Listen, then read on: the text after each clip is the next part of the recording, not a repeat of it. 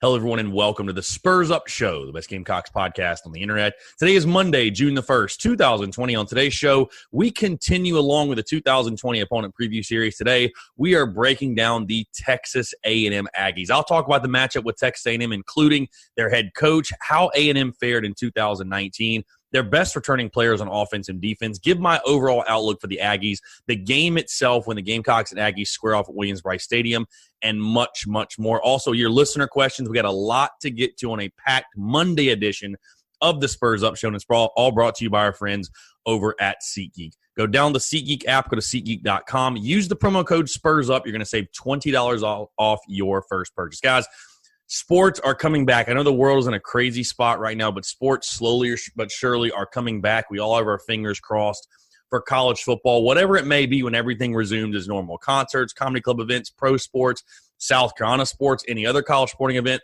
When you need your tickets, SeatGeek is the way to go. They got a great ticket rating system, which rates the tickets for you based on the type of deal you're getting, guys. So never again do you have to worry about scalping. You have to worry about, am I overpaying for my tickets? Am I getting the best bang for my buck? What did the person next to me pay for, right? Because that's the worst thing when you're talking to somebody at a game and, you tell them, I paid $150 for this ticket. And they're like, I paid $50. And you're like, what did I do wrong, right? With SeatGeek, that's never going to happen again. They really are changing the game when it comes to ticket buying. So, again, that's our friends at SeatGeek. Go down the SeatGeek app or go to SeatGeek.com. Use the promo code SPURSUP, that's SPRSUP, to save $20 off your first purchase. Let's get it.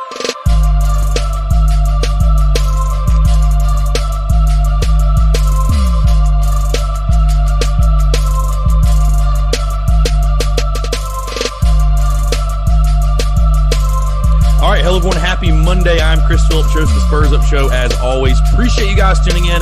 Have a packed show. We're getting back on it, getting back to the opponent preview series. We are talking Texas A&M. South Carolina looking to snap their 6-game losing streak to the Aggies when the two teams face off this fall. Before we get into everything, hope you guys are having a fantastic Monday. I want to say really quickly, I put a statement out on social media, and I'm really not going to talk about it and dive into it deep, but man, I just woke up, on this Monday. The world is in a very weird, scary, crazy place. Again,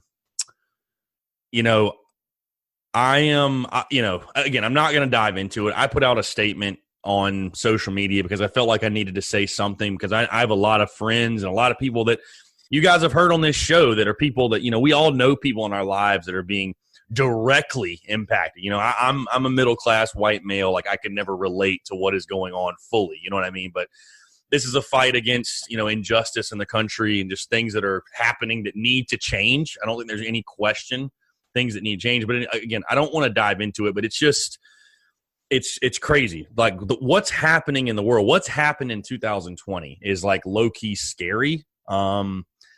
I know a lot of you are probably like me in the sense of, as bad as it sounds, I miss sports simply for the distraction. Like, sports is like that beautiful thing that gave us all a distraction from real life. And, it's funny. I think right now with everything going on for a lot of people, sports is an afterthought. But, I'm going to continue to obviously do what I do. So I appreciate you guys tuning in. I hope that maybe this show and the content that, that we produce on the Spurs Up Show can be somewhat of a distraction from it feels like all the negativity going on and all the turmoil that we have going on in this country. And again, if you know anything about me, which a lot of you may not know this about me, I'm like the least political person you'd ever meet. I'm a sports guy. Like, I don't try to pretend that I'm like some, that I'm some political person. I'm not personally, and you're never going to hear me dive into it, especially on these airwaves. If you follow me on social media, you see I never tweet about it.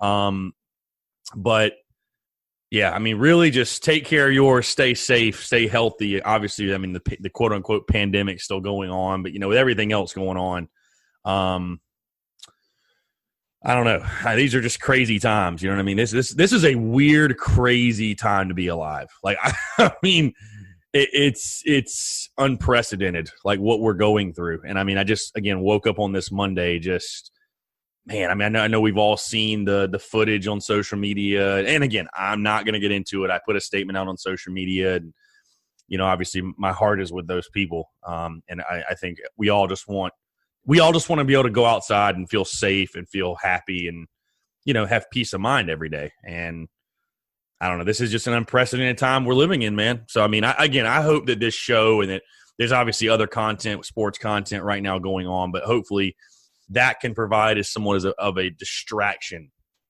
for all of us. Because Lord knows we all need a distraction right now. We all need a distraction from the chaos that is ensuing. That's exactly what I'm going to give you guys. So, again, we're going to get in the show. Before we get into everything, if you have not done so, please be sure to rate and subscribe. Go leave 5 stars. Go leave a review, what things you like, things you dislike.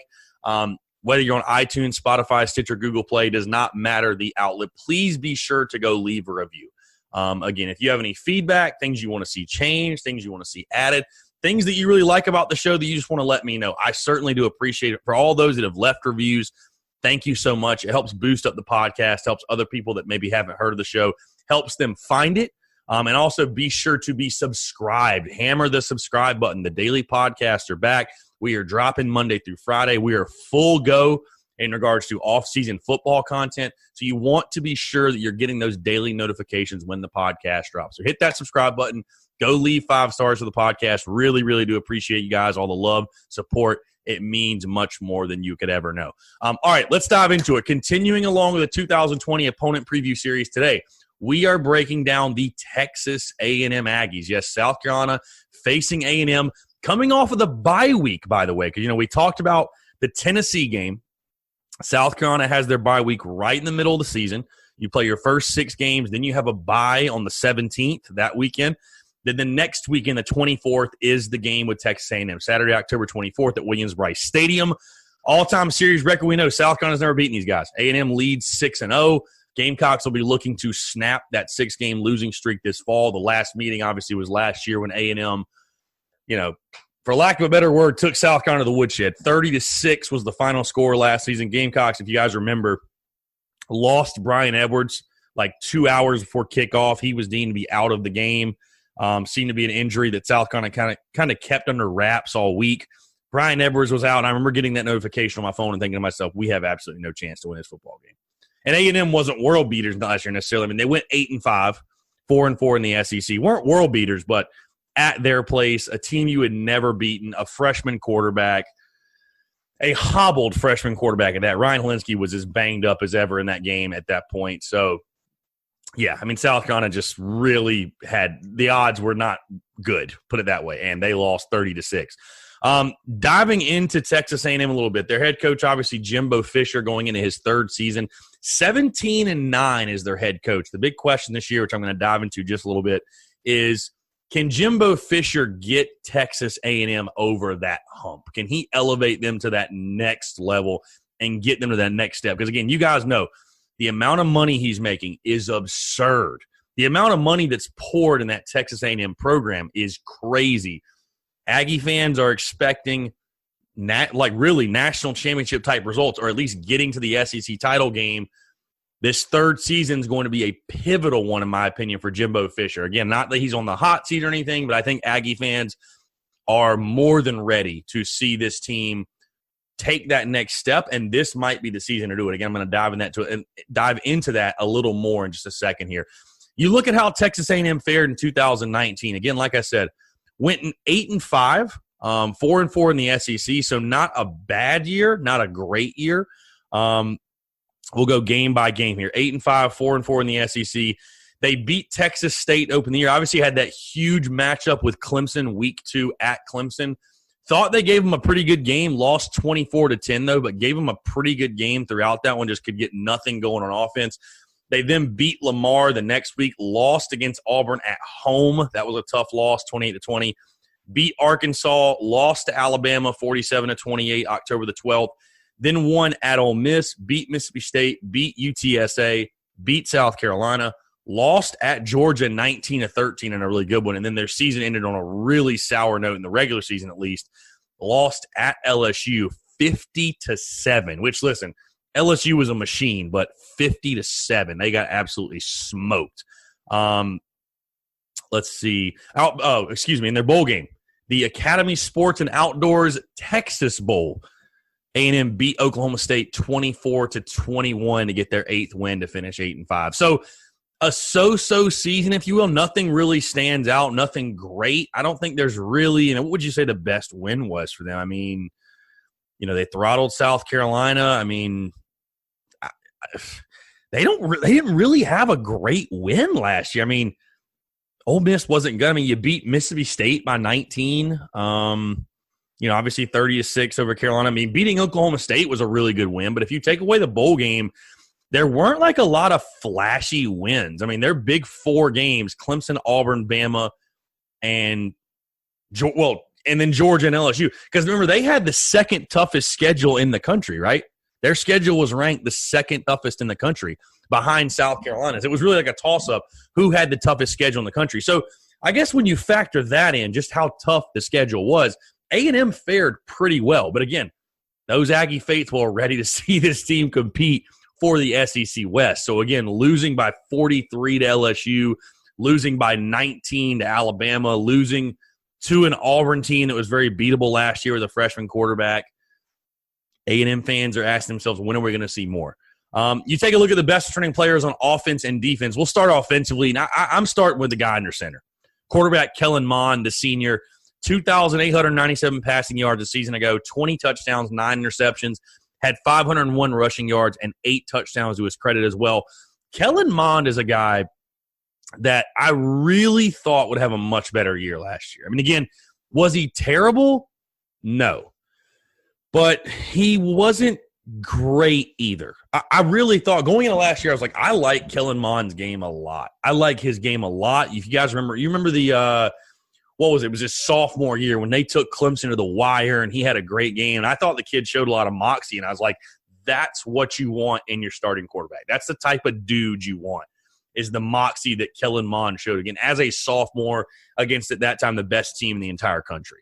Again, last year, just under 3,000 yards, but 20 TDs, 9 picks. I don't think is exactly what everybody thought he was going to do, especially in year 2 of the Jimbo Fisher scheme. Again, 500 rushing yards as well, 8 touchdowns. We know he's a dual-threat guy. He can do it through the air. He can do it on the ground. This is the make-or-break year in the sense for Kellen Mond. I mean, literally, it's his senior year, but going into his 4th year, 52 career touchdown passes, almost 8,000 yards. He was very accurate last year, but I think this is going to be a really interesting season for, can Kellen Mond take the next step? I mean, you look at the SEC West, he might be the best returning quarterback in the West. Bama's going to have a new quarterback. LSU's going to have a new quarterback. Auburn brings back Bo Nix, but would you really put Bo Nix ahead of Kellen Mond? I don't think so. He's definitely one of the leading signal callers in the SEC. Now, will it be the type of year for him? Will he take the jump from solid SEC quarterback to an SEC great, a Texas A&M great, if you will? I think that'll be a really interesting question, but by far, to me, they've also got a really nice piece on the outside, Jamon Osborne, Isaiah Spiller at running back as well. They've got some nice pieces on the offensive side, but to me, it all starts with Kellen Mond. If Kellen Mond doesn't have an above-average season, they're not going to have the type of season they want. Just bottom line. It's just not going to happen. This team, to me, revolves around the performance of Kellen Mond, the senior. Best returning player on defense, I'm going with linebacker Buddy Johnson, the senior. Buddy Johnson, their leading returning tackler, 77 stops a season ago. Really, really good player for them. He's a guy, 6'2", 230, that is just a playmaker in the middle. This A&M team, by the way, really good linebacking core. They've got him. Anthony Hines is another really good one. I think he had like 11.5 tackles for loss last year. Buddy Johnson had 9.5 tackles for loss, had a sack. This is a good defense. They lost a lot, but they have a lot of talent on the defensive side. Buddy Johnson, think of Buddy Johnson, in my opinion, as like that TJ Brunson type dude. Is he flashy necessarily? No. But he's that stopper for you in the middle. He is your leader in the middle. Buddy Johnson is that dude for this Texas A&M defense. When you take a look at A&M overall, their overall outlook for the 2020 season, just looking at their schedule, and I'll go through it here really quickly. Looking at their schedule, if you guys, by the way, have ever used the Texas A&M website, it is trash. Buttons clicking randomly everywhere. You're trying to I'm like trying to click. Here we go. I'm trying to click on the schedule, and it won't let me do it. Here we go. 2020 schedule. When you take a look at their schedule, this schedule sets up beautifully for a fast start for the Aggies. You start out, first 3 games are at home. Abilene Christian, North Texas, and Colorado. That should be 3-0. Then in the Southwest Classic in Arlington, you go face Arkansas. Arkansas not very good. In my opinion, you should start 4-0. At Mississippi State, what does Mississippi State have in a first-year head coach? Give me 5-0. Fresno State at home. Give me 6-0. Realistically, in my opinion, A&M should be a 6-0 team going into the road matchup October 17th at Auburn. They should be 6-0, which would set up, obviously, for a huge game on the Plains. I think one thing that's interesting about the South Carolina matchup, by the way, it falls the week after the Auburn game. So it's like, could there be a little bit of a letdown effect that could play in the South Carolina's favor? Meanwhile, the Gamecocks have a bye week before this game. So how much does that impact what goes on? But again, you have those first 6 games, then A&M goes on the road at Auburn, at South Carolina. They return home, Ole Miss and Vanderbilt, and then at Alabama and then LSU at home to close the season. I see 9 wins at least on that schedule. I mean, I really do. I mean, who are they going to lose to? Their 3 toughest games are LSU, Alabama, and Auburn. Outside of that, A&M is probably a favorite in every game. No question. And depending on how the season goes for Auburn, they might be a favorite at Jordan-Hare. I highly doubt it, but it's not impossible. And then again, you're facing Alabama and LSU to end the season, which, I mean, is a brutal back-to-back. There's no question. But both teams breaking in new quarterbacks. I know Mac Jones is good at Alabama. I expect Alabama to be Alabama. What is LSU going to be, though, after they lost so much from last year's team? So this year, honestly, sets up for A&M. I understand where A&M fans are coming from. Like, this sets up. Their schedule is very, very favorable, in my opinion. Again, I think less than I say less than a 5-1 start. But, dude, if you don't start 6-0, you're a pretender. The first 2 are gimmies. Colorado, I don't want to call it a gimme, but should be a win. Arkansas should be a win. They're not good. At Mississippi State, Starkville's a scary place to play, but A&M's a better team, should win. Fresno State, win. There's no question. So they should be starting 6-0. I've got them – I've got A&M, like I said, 9-3, and that's really worst case. I mean, I think this could be a 10-2 team. I think at Auburn or the LSU game, very winnable. But this could set up to be a really, really special year for A&M. And that's one of my questions for the overall outlook for Texas A&M. Is this the year? Is this the year that A&M takes the next step and sort of shocks, quote-unquote, shocks the SEC West, if you will? Again, Texas A&M has been knocking on that door. You know, we all hear this is a program. They put so much money into their football program. They have these expectations. You know, obviously they went and hired Jimbo Fisher for obvious reasons to get to that point, to win a national championship, to win the SEC championship. Again, is this the year that they break out in the SEC West? I saw an article a few weeks ago, somebody trying to say that maybe A&M is this year's LSU. Now, I think that's bold. I think that's pretty bold. But, you know, maybe. You never know. A&M has the pieces. They got a lot to replace on defense. I think that's going to be their biggest question. But is this the year that maybe A&M takes advantage of a quote-unquote down SEC West? I don't know that the SEC West quite has the star power, you know what I'm saying, that it's had the past couple of years. I mean, again, there's a lot of questions surrounding the best teams, surrounding especially like LSU. I mean, I don't know what to think of LSU. I mean, they have a lot of talent. I don't expect LSU to fall off a ton. But there's no way they can be as good as they were last year. Alabama, they looked very mortal last year. Like, I mean, listen, I don't deny or debate at all that Mac Jones probably isn't some 5-star recruit, but he's not Tua. I mean, he's not Tua. And again, don't sleep on Alabama. Don't sleep on Nick Saban. And then Auburn is so just unpredictable with Gus Malzahn. I like Bo Nix as a quarterback, but they're so unpredictable. this really might be the year for A&M to break out. This might be their best chance. This might be the best chance A&M has had or maybe will ever have to take advantage and win the SEC West. I talked about earlier one of the big questions this season, Kellen Mond. Does he take the next step for Texas A&M? Again, if they're going to have that type of season, if they're going to have the type of breakout season I'm talking about, Kellen Mond has to be the guy for them. He has to. You're going to have to see Mond throw for over 3,000 yards. You're going to have to see him throw for probably 27, 28 touchdowns. Probably keep the interceptions to single digits again. And similar rushing numbers, 500, 600 rushing yards.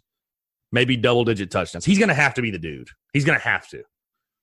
I mean, this, college football, say what you want. I mean, listen, defense wins championships, yes, but it comes down to quarterback play. If you don't have the guy under center, you're not going to be an elite. You're not going to beat the elites. You have to have the guy.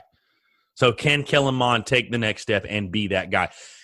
As far as this game for South Carolina and this A&M South Carolina matchup, again, Gamecocks looking to break a 6-game losing streak. A&M looking to make it 7 in a row. Now, listen, there's been a lot of streaks going on with South Carolina. I mean, especially going into last year because you still had the Kentucky and the Georgia streaks going. Obviously, those two were snapped. Right now, you've lost 6 in a row to Clemson and you've lost 6 in a row to A&M. Now, I would not compare the A&M streak to the Kentucky streak, obviously, because, I mean, listen, nobody in their right mind is sitting here debating that it's as bad, right? Like, A&M is a much, much better program. Much better program. There's no doubt. Much better program. So, I mean, it's not on the same level. But I think breaking the streak is very important for South Carolina because here's the thing. The streak to Clemson. Clemson's been the number 1 team in the country. They've won national championships. I think the most maddening thing about this A&M streak is that you've been in almost every game. Outside of last year, which is just a beatdown, you've been in and had a chance to win pretty much every game. Especially a few that I can think of off the top of my head. 2017, you should have won. 2018 at home, you probably should have won. So, I mean, there have been your chances. I think that's, again, what makes this streak so maddening. Listen, I will not be picking South Carolina to win this game in the preseason. I'll go ahead and just tell you that off the bat. And South Carolina will not be favored. Unless something crazy happens and the Gamecocks are 5-1. Maybe if they're 4-2, but just realistically, they will not be favored. But, man, I just think for the direction, the progress of the program, these type of streaks need to end. They just need to end. This is a monkey you need to get off your back. Is it going to break the program if you don't win this game? No, not necessarily. But, again, I just feel like it's a weight right now on the program to have this streak going on. Again, nobody's comparing it to the Kentucky streak or anything like that, but I think it's an indictment on the program. The fact that you've lost them 6 years in a row. And again, they're not all under Muschamp, so I'm not even beating up Muschamp for this. I mean, hell, it started under Spurrier when you got blown out on Thursday night to open up SEC Network. We all remember that game. Hell, I was in the stadium for that one. Ugly. The legend of Kenny Trill. I mean, absurd. So you're not going to be favored in this one. I don't think many, if anybody, are going to be picking South Carolina to win this game. But I do think breaking the streak is important because you don't want these type of streaks to live on. You just don't. Again, 6 years in a row. You would think South Carolina would have gotten lucky 1 year and just pull one out of their ass. But they haven't. So, I think that, what I think this will be? I think this will be one of those games that'll be a really good, and you're going to have tests before this, obviously, but this will be a really good measuring stick type of game for the program. I do. Because does A&M have more talent than you? Yes. I mean, yes, they do. But do I think that A&M is like that? Are they in that much better of a spot than South Carolina as far as program-wise? Like, I don't see them being that much farther ahead. You know what I mean? I don't see that. I think they're better. I'm not trying to take away credit from them, but I don't think they're that much better of a program than South Carolina. And I think you have the opportunity to establish that fact and to make a statement saying, hey, we're not as far off as people may think if you can win a game like this. And again, at home. You got to win your home games. At home. Can you finally snap the streak? And like I said, kind of just make that statement. This will be a great measuring stick type of game. Where are you as a program? Where are you as a program? So I think it'll be a really interesting game. These, like I said, outside of last year, these games have been really intriguing, really, really interesting. I'll be excited and fired up to see what happens this year at Williams-Brice for sure. So, all right, let's dive into some listener questions. Actually, I have a few off Facebook I want to read really quickly. This one comes from Ryan Smith. Ryan Smith says, do you think Ryan Helinski and the offense will play a lot better than last year under Mike Bobo as the new offensive coordinator? I'll say yes. I think the scheme will be different. I think we're going to run the football a lot more. Like, I think the run is going to be the bread and butter of the offense. I think you're going to see a 60-40 running attack. I'd be shocked if you don't. So, you hired the guy for the offense to be better. Do I expect it to be better? Yes. It better be. That's what he was hired for. So, I expect it to be better. Yes, for sure. Savannah Webster. My question is, are we ever going to beat these dudes? I really want this streak snapped. We haven't forgotten about 2014. Yeah. No, listen, it's a maddening streak because, like I said, it's not like losing to Clemson where – listen, that one's maddening for obvious reasons because we hate Clemson, but nobody's sitting here denying how good Clemson is. Nobody. But A&M, had they really been – are these guys really world beaters where you should have lost 6 in a row to them? I don't think so. That, to me, is what's maddening about the losing streak. A few more here. A few more listener questions. Here's a fun one. Peyton Muller, 16. As a pitcher, how many times could you make it through the 2011 College World Series lineup? And you're talking about me, obviously, being a former pitcher in college. I could make it through the lineup one full time. Now, how many hits and runs would I give up? That's a whole different story. I'm probably giving up 4 or 5 runs, if we're being honest, for sure. Yeah. That lineup was nasty. You're talking, JBJ, Christian Walker, Adam Matthews, Scott Wingo, Adrian Morales, Peter Mooney, Jake Williams, Robert Berry, Marzilli still on that team. Like, that was a nasty team. Like, that team was filthy. So, and that lineup was absurd, 1 through 9. So, I'm getting through the lineup one full time. I have no problem with that. But how many runs and hits am I giving up? I'm probably chain jumping them to death. I'm off-speeding those guys to death. Like, period. Buzzing the occasional inside fastball, but I'm off-speeding those guys to death. But, yeah, I'm probably getting hit around. No question. Probably getting hit around. Those guys are pretty good. Thomas_Brady_H. Was Jimbo Fisher a good hire for them because he's getting paid Nick Saban money? I think so. A guy that won a national championship, I think that's a pretty good hire. Like, I don't think Jimbo Fisher was a bad hire. No, I think he was a good hire for sure. So, will it pan out for them the way, like, what they're paying? We'll see. But also, when you're Jimbo Fisher and you've won a national title, you can get that kind of money. Like, you can ask for that kind of money. The pay, the money is different for coaches that have won national championships. Like, it just is. It's different. So, I think he's worth the money, but will it pan out for A&M is the question. I don't know. Thomas_Wade. Texas A&M is a dark horse every year in the SEC. Give me one dark horse for each Power 5 conference. So, going to be tough for me to give you each Power 5 because, honestly, I don't follow the Pac-12 closely enough to tell you who the dark horse is. I think A&M, the interesting thing about A&M, I'm sure A&M fans get so sick of this, they are always the popular pick to be the dark horse. And I think the reason is because you look at Texas A&M as a program, you're like, why wouldn't they win? They have unbelievable fan support.